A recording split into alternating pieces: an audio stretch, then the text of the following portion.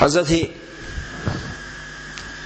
عبدالله ابن عباس رضی الله عنهما شاه مفسران قرآن از رسول الله صلی الله علیه و سلم روایت میکند. حضرت فرمود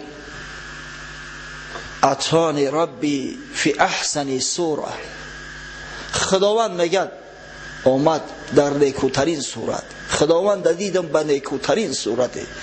و حضرت عبدالله ابن عباس شرح میده احسبه فی المنام، من حساب میکنم، من گمان میکنم که پیغمبر صلی الله علیه و سلم در خواب دیده است. در بیداری خداوند دیدن نمیتونیم به این چشم ببینیم، در خواب دیده است حضرت. فقال یا محمد صلی الله علیه و سلم، خوشا به حال کسی که خدا نامش بگیرد. یا الله، خوشا به حالش. یک رئیس نام یک کس بگیره قدر خرسند میشه. در مجلس رئیس ذکری ما را کرده، نام ما را گرفت. خوشا به حال او بنده ای که خدا نامش بگیره.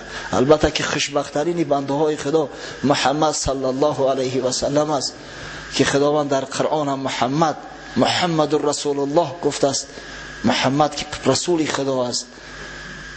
همین خواب دام حضرت دید خداوند آمد نزدش، گفت یا محمد صلی الله علیه و سلم فیما یختصم الملأ الاعلی. سوالش کرد، حبیبی خدشه، بنده خدشه، پیغمبری خود را سوال کرد فیما یختصم الملأ الاعلی.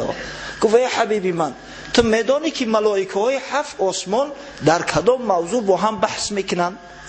ما هم دویم بحث داریم، نه؟ هم یکم واقعه شد در سرش هر کس فکری خچه گفتن میگیرم، بعد دروغی بسیار و فتنه بسیار ارالش میکنیم. ملائکه ها که دروغ و فتنه نمیگن، اما هر کس گمانی خچه میگه. در چی مسئله بحث میکنن با هم دیگر؟ حضرت میگه در جواب گفتم ربی لا ادری، پروردگارو من نمیدونم، از کجا بدونم؟ علم همه نزدیک است. اون ملائکه در آسمان باشن، من در زمین باشم، از کجا میدونم؟ فوضع یده بین کتفی حتی وجدت بردها بین ثدیی. حضرت میگه خداوند بزرگ متعال یدی خیش را، یدی رحمت مغفرت علم دانش خیش را در پشتم گذاشت، حتی سردی و خنکیش لذت در پیش سینه میگه احساس کردم. باز میگه وقتی میگه که خدای تعالی علم که در بطنم انداخت، در قلبم انداخت،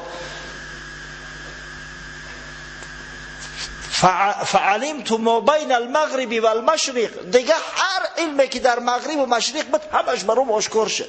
خداوند پرده را که گرفت، از همه چیز واقف شدم. آسمان را نگاه میکنم، ذکر ملائکه ها را میشنوم، خیلی با هم دیگر بحث کرده زنگ شنیده استم. باز گفت یا محمد صلی الله علیه و سلم. حضرت میگه با آدابانه در جوابش گفتم لبیک و سعدیک، گوشم به ته است، دل جانم توسط به سوی ته است، با دل جان فرمانی ترا میپذیرم. ای پروردگار بزرگ چی فرمایش داری؟ همون باری اولم لبیک و سعدیک گفته بود. باز میگه سوالش تکرار کرد فیما یختصم الملأ الاعلی. ملأ اعلی 7 ملائکه های 7 طبقه آسمان در چی موضوعی با هم دیگر بحث دارن مباحثه کرده استیم. اگه میگه دیگه برام آشکار است، گوش کرده استماخی گوش کرده. میگه گفتم فی الدرجات و الکفارات و نقل الاقدام الى الجمعات و اسباغ الوضوء فی المکروهات و انتظار صلاة بعد الصلاة. ای پروردگار بزرگ میگه گفتم ملائکه ها در موضوع درجات و کفاراتی که هست بحث میکنن. یعنی به بندگانت که به خانه تو میآیند تشریف آورده، تو چقدر درجه و فضیلت میدهی، چقدر گناه های اینا را کفارت میبخشی، میآمرزی. یعنی همون نماز جماعت کفارت چی مقدار از گناهان اینا میکنید، در همین موضوع بحث دارن. فی نقل الاقدام الى الجمعات، در قدم برداشته و قدم زدن بندگان صالح به سوی نماز جمعه و نمازهای جماعت بحث دارن که خداوند چقدر ثواب شما داده باشه.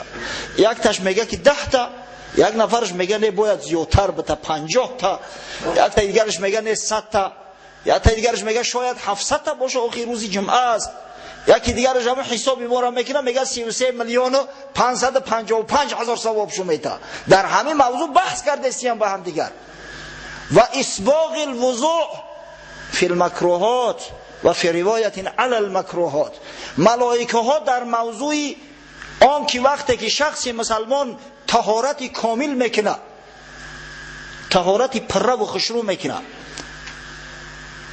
بعدا به مسجد میآید، اگر چند هوا سرد است یا اگر چند که انسان بخش تنبل با وجود این طهارت کامل و خشرو میکند، خداوند در بدل چقدر ثوابش میداده باشد. ناسکش وقتی که ناس پرتافت آیا طهارت پره میکرده باشه یا نه؟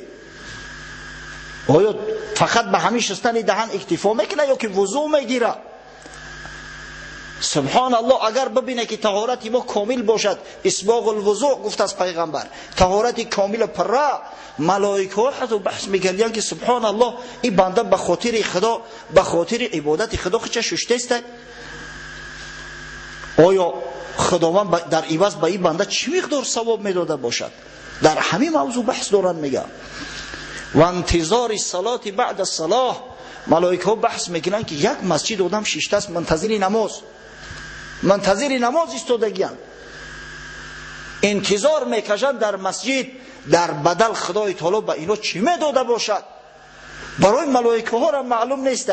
همین خاطر بحث میکنن، هر کس زعمی خودش میگه، هر کس فکری خودش بیان میکند.